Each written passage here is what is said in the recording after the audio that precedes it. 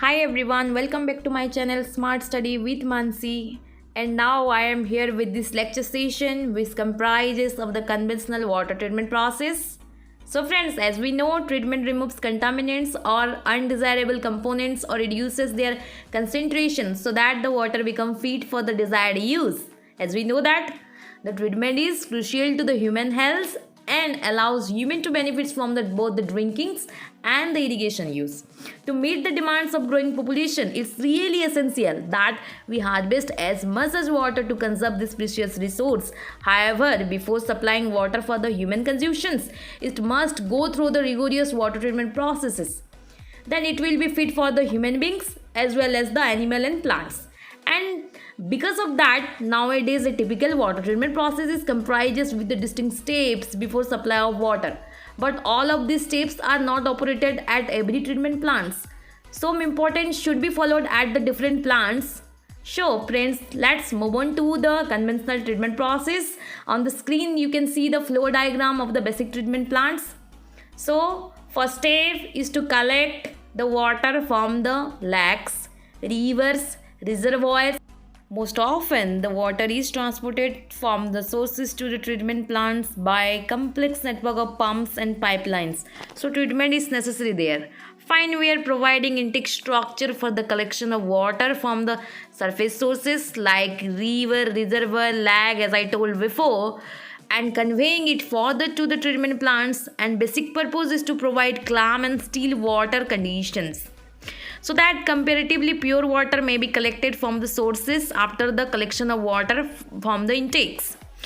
The first step in the treatment process is to screen that water to remove the larger items of the suspended material such as plants, trees, animals and other debris present in water as they are collected from the reservoir, sea or the rivers as well. As the name suggests, these are captured and removed by the use of the large metal screens. Small particles are still not removed efficiently by the screening because they settle too slowly, but they could be easier to remove if they clump together to form a larger particles. But they do not bind because they have a negative charge and repel to each other. So in coagulation, we add certain chemicals such as alums which produces positive charges to neutralize that negative charge on the particles. Then the particles can stick together forming a larger particles which are removed easily by the sedimentation process. This coagulation process involves the additions of chemicals like aluminium sulfates, ferrous sulfates, ferric sulfates, ferric chlorides and all. Then a rapid mixing is done to dissolve these chemicals and distribute it evenly throughout the water, or we can take the mechanical flask mixture for this process.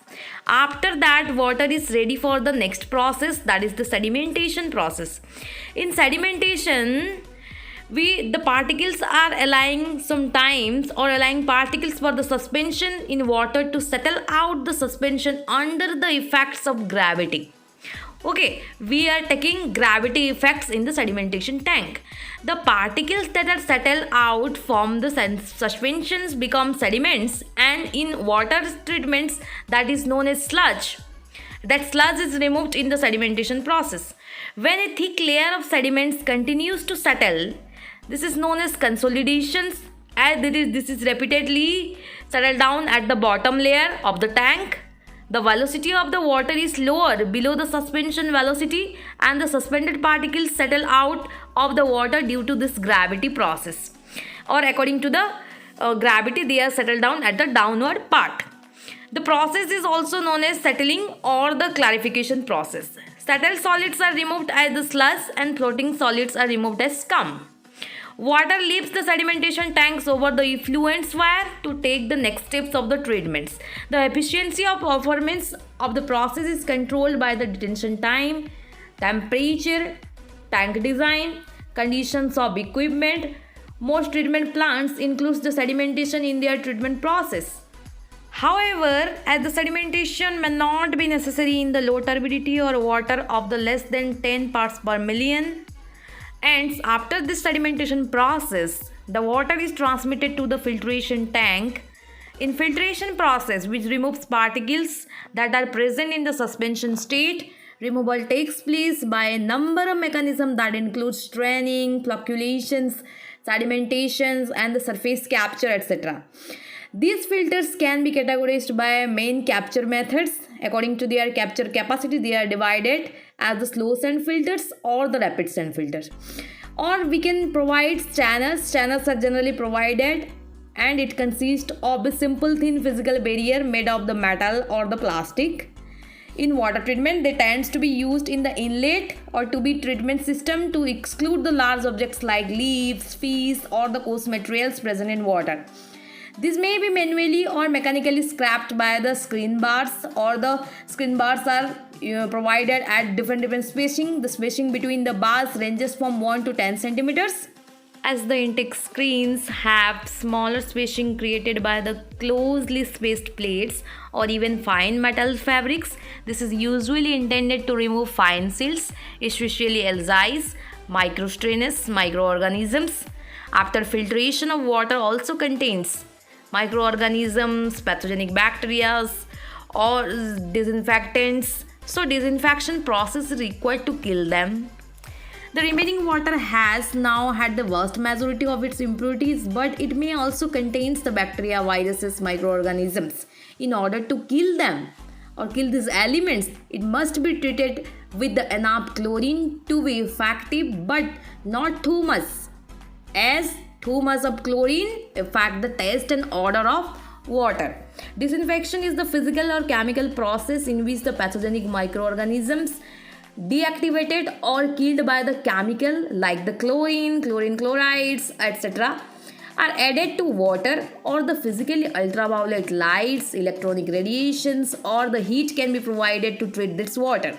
After this process, water is transferred to the storage tank. The water is now essentially ready for the public consumptions, but must be stored until the demands of its surfaces.